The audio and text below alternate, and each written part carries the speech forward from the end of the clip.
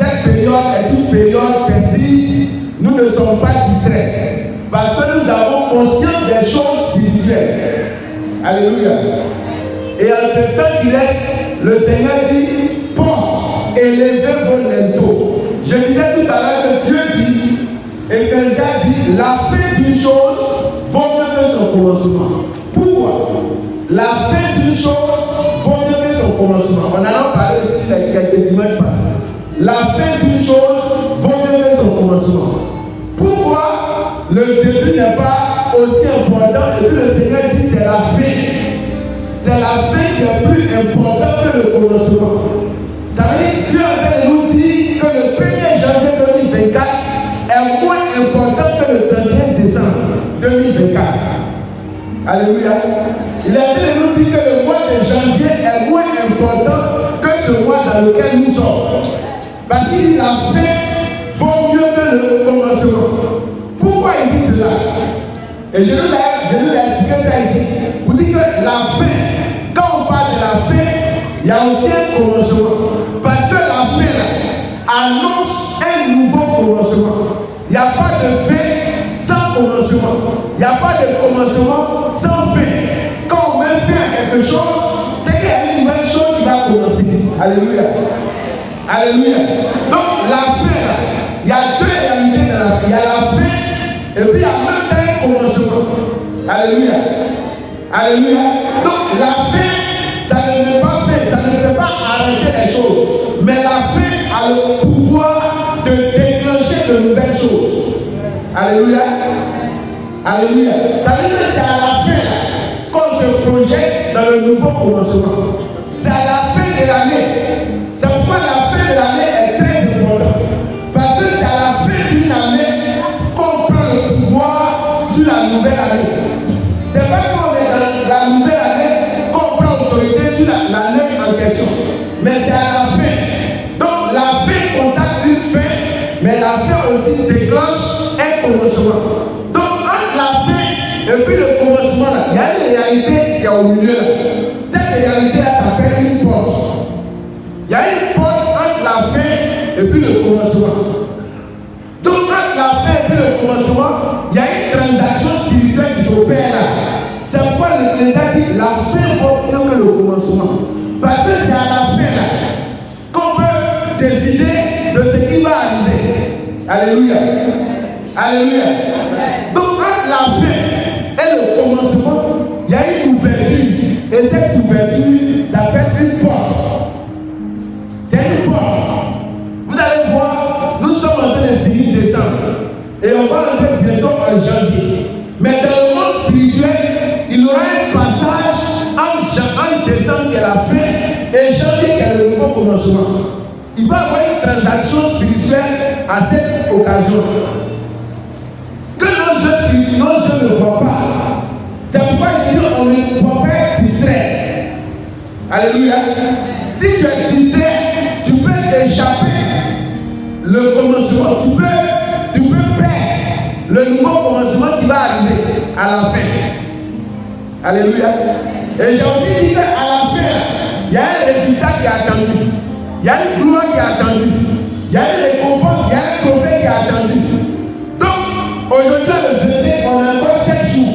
Ça veut dire que tu as encore 7 jours pour te bénir, pour accomplir le miracle de ta vie. Alléluia.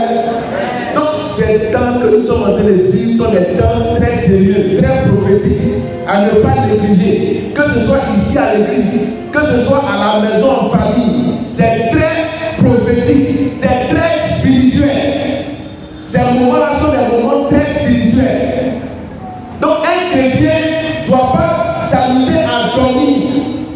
Parce que si tu dors là, 2026 sera bloqué. Et donc, tes années vont se ressembler, tes jours vont se ressembler, tes mois vont se ressembler, tes semaines vont se ressembler en 2026. Et tu ne vas même pas comprendre pourquoi c'est la même chose. Le même soleil va se lever encore en 2025. Il va faire jour, il va faire nuit, mais ta réalité ne va pas changer. Pour que ta réalité change, il faut qu'à la porte de la nouvelle année, là, tu te tiennes pour te repositionner. Alléluia. C'est très important, frère. La fin vaut mieux que le commencement. On ne doit pas rater la fin. Parce que si tu rates la fin, tu auras aussi raté le commencement. Est-ce que quelqu'un me comprend? Si tu rates la fin, tu auras aussi raté le commencement. C'est pourquoi tu ne dois pas être distrait. Donc, entre la fin et le commencement, on parle de porte spirituelle. Parce que si vous lisez le psaume 19, le psalmiste dit que le jour fait le récit, fait un discours, un récit à la nuit. Donc, le jour parle à la nuit. La nuit parle au jour. Ça, c'est David qui nous donne la révélation. C'est-à-dire, à ce moment, il fait nuit. Nous sommes au quoi? Mardi, c'est ça? Mercredi. Mercredi, il fait nuit déjà. Alléluia. Cette nuit du mercredi là, va faire un discours, va envoyer un message au jour du jeudi. Mais qu'est-ce que le mercredi va dire à jeudi? On ne sait pas. Alléluia. Alléluia. Mais on arrive à savoir en fonction de ce qu'on va vivre le jour suivant. Si il vit une difficulté le jour suivant, c'est que le jour précédent a communiqué un message négatif au jour suivant. Quand tu es dans une nouvelle année, et que dans cette nouvelle année, tu te cherches, tu ne le trouves pas, c'est que l'année qui est passée a dit quelque chose de négatif concernant à l'année en cours. Donc 2024 peut dire à 2025, c'est en 2025, elle ne va pas se marier.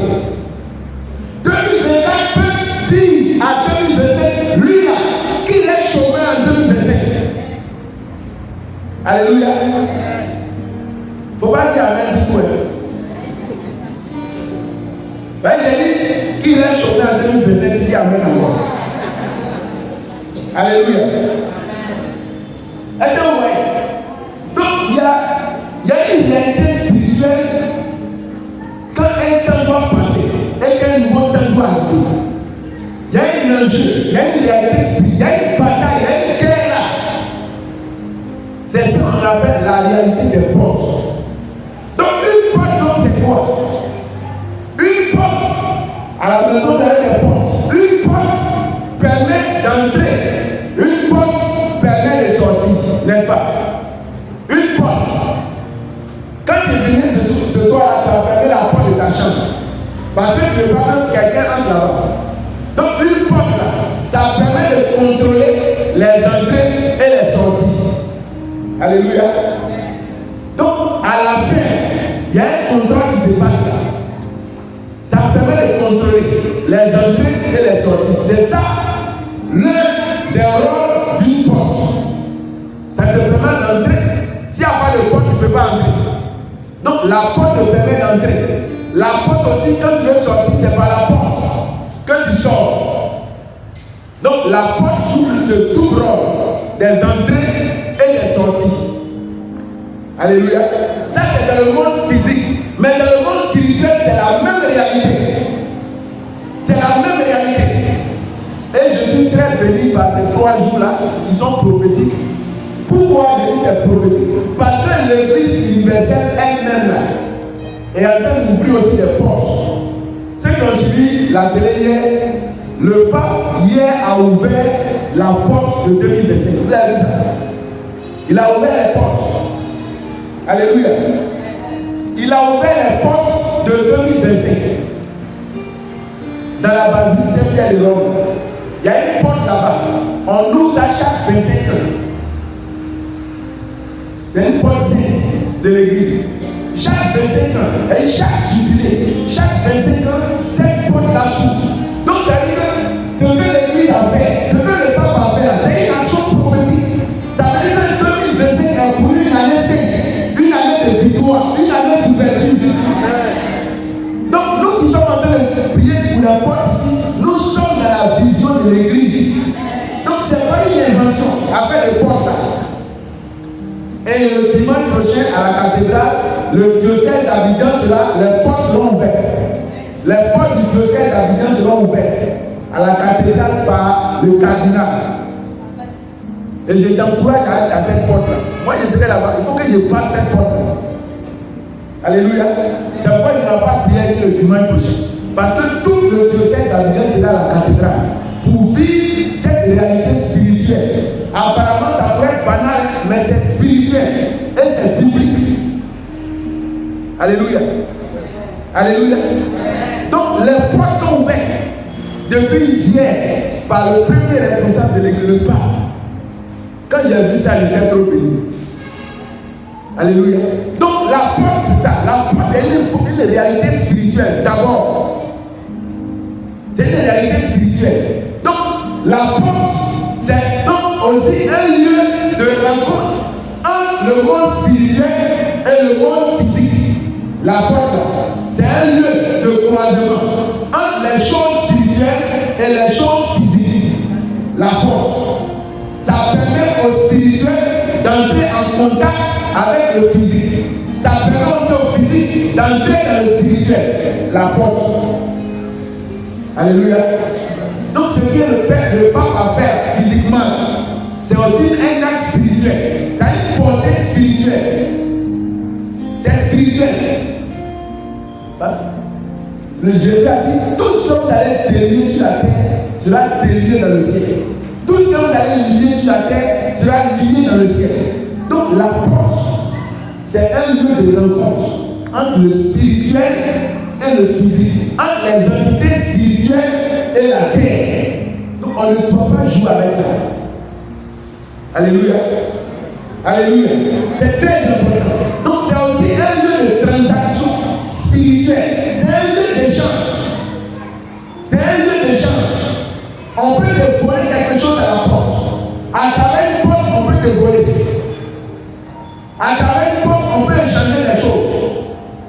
Donc là où il y a une porte, c'est un lieu où les échanges physiques dans le monde spirituel s'opèrent.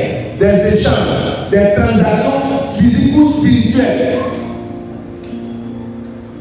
Je vous ai dit, le psaume 19, la nuit fait le récit au jour suivant, à une porte. Le chrétien doit savoir ses réalités spirituelles. Tu ne dois pas fonctionner comme ça. Tu es un chrétien, mais tu dois être spirituel. Il y a une différence entre un chrétien et un homme spirituel. Alléluia. Tu peux être chrétien et charnel. Il faut connaître les réalités spirituelles et il faut savoir les appliquer. En ce moment, tu deviens un homme spirituel. Tu n'es plus simple. Alléluia. Alléluia. C'est très important. La porte, c'est aussi un lieu de domination. Regardez, Benjamin, il y a un moment qu'on appelle ancien barrage. Parce on faisait un barrage là. Quand vous devez entrer dans une ville, vous allez trouver un corridor. Le corridor, c'est une porte. Physiquement, c'est une porte, mais aussi spirituellement, c'est une porte. C'est un lieu de domination. Si tu as pu prendre la porte, tu domines. Si tu as été vaincu, tu as été fait. Donc la porte, c'est un lieu où on a la victoire ou bien on a la défaite. Alléluia. Quand on dit par exemple une armée a pris une ville, a marché sur la ville, c'est par la porte d'abord. C'est par une porte. Si on a pris pour entrer dans une ville, il faut passer par les frontières dans un pays. Et les frontières sont des portes. Les différentes frontières d'un pays sont des portes. Si on prend ces portes là, on a pris le pays, on domine le pays. Mais si on arrive à bloquer les portes et que personne ne rentre, on est protégé. Si on prend les portes de ta maison, tu es prisonnier de la maison, tu ne pourras pas sortir. Donc c'est un lieu de domination, un lieu de victoire ou bien de défaite que tu dois savoir. Alléluia. Alléluia. Donc, toute chose a une porte. C'est quoi on doit savoir. Toute chose a une porte. Le temps a des portes. Il y a les portes des temps. Les temps ont des portes. Les saisons ont des portes. Tout à l'heure, je viens de vous dire que le pape a ouvert les portes de 2025. Ça, c'est dans 25 ans. En 2050 encore, que ça va se faire encore. Donc ça, c'est dans le temps. Donc les portes. Le temps a une porte. Par exemple, le jour. Un jour là, a sa porte. Une semaine, la semaine a une porte. Les mois ont des portes. Les années ont des portes. Les siècles ont des portes. Les millénaires ont des portes. Les saisons ont des portes. Donc, les temps ont des portes. Toute chose même a une porte. Parce que c'est par la porte qu'on entre, c'est par la porte qu'on sort. On ne peut pas entrer dans un temps, dans un nouveau cycle, sans passer par la porte. Donc, le temps a une porte. Physiquement aussi, les territoires ont des portes. Les territoires, tout territoire a une porte. Tous les territoires, même ton village, il y a une porte. C'est pourquoi on ne voit jamais chrétien qui est révélé qu'à la révélation, il ne rentre pas dans un village comme ça. Tout a une porte. On ne rentre pas dans un village comme ça. Il y a des entités spirituelles qui sont là. Il y a des portes qui sont là. Par exemple, les marchés sont des portes. Dans une ville, dans un village, tous les marchés sont des portes. Les marchés, les hôpitaux sont des portes spirituelles. Ou est ça physiquement comme ça, mais ce sont des portes. Parce que la porte, je vous l'ai dit, ce sont des lieux de rencontre, de croisement entre le monde spirituel et le monde physique. Et les marchés en font partie. Les cimetières sont des portes, des lieux de rencontre entre les entités spirituelles et les entités de la terre et le monde terrestre. Donc, tu ne peux pas aller à la mort comme ça. Il ne faut pas aller à l'hôpital comme ça. Tu te lèves du marché au marché comme ça. C'est une porte qui est là-bas. Si on peut ouvrir tes yeux, que tu vois les choses spirituelles qui se passent dans le marché, tu n'allais même pas aller au marché. Mais Dieu a appliqué de nous faire nos vieux spirituels. Il y a des échanges. Alléluia. Donc les territoires ont des portes. Tu peux arriver sur un territoire et puis tu subis la défaite. Regardez dans le livre de Ruth, on parle d'un monsieur qu'on appelait Elimelech, sa femme Noémie, avec deux de leurs enfants. Ils ont quitté leur territoire, Israël, pour aller sur un territoire païen qu'on appelait Moab. La dame, elle était mariée, elle avait deux fils avec son mari. Ils étaient bien. Mais quand ils ont quitté leur territoire Israël, ils sont arrivés à Moab, sur un autre territoire. Un, son mari est mort. Deux, ses deux fils sont morts. Elle est veuve. La terre, le territoire de Moab a influencé négativement. Parce qu'elle ignorait toutes ces réalités spirituelles. Alléluia. Alléluia. Même les bénédictions des portes. Ton mariage a sa porte. Ton enfantement a une porte. Mais tu sais pas. Pour entrer dans le travail, il y a une porte. Tout a des portes. Tu enseignes, tu dois accoucher, il y a une porte. Spirituel aussi. Tout est question de porte. Tout est question de porte. Et un chrétien, pour vivre une vie spirituelle épanouie, il ne doit pas ignorer ces réalités spirituelles des portes. Tu ne peux pas vivre une vie spirituelle épanouie et puis être ignorant de cette réalité qu'on appelle les portes. Alléluia. Alléluia. Tu ne peux pas être ignorant de cette réalité spirituelle. Donc, tout dépend de notre connaissance de ces portes et de notre maîtrise ou de notre application de ces portes. C'est par là qu'on peut entrer dans la victoire, dans le succès. Donc, ce sont des réalités. Les portes spirituelles sont donc des réalités que le chrétien doit savoir et connaître. Alléluia. Alléluia. Quand on parle donc de porte également, on fait aussi allusion à quoi? À des clés. Il n'y a pas de porte sans clé. Tu vas fermer ta porte avant de venir ici. La porte est là-bas, mais la clé est dans ta poche. Quand tu vas arriver, tu ne pourras pas entrer si tu n'utilises pas la clé. Alléluia. Alléluia. Donc il faut savoir aussi ce qu'on appelle la clé. Matthieu chapitre 16, le verset 18, Jésus dit à Pierre, Pierre, tu es Pierre, et sur cette pierre, je bâtirai mon église. Et les portes de la mort ne pourront rien contre toi. Et après,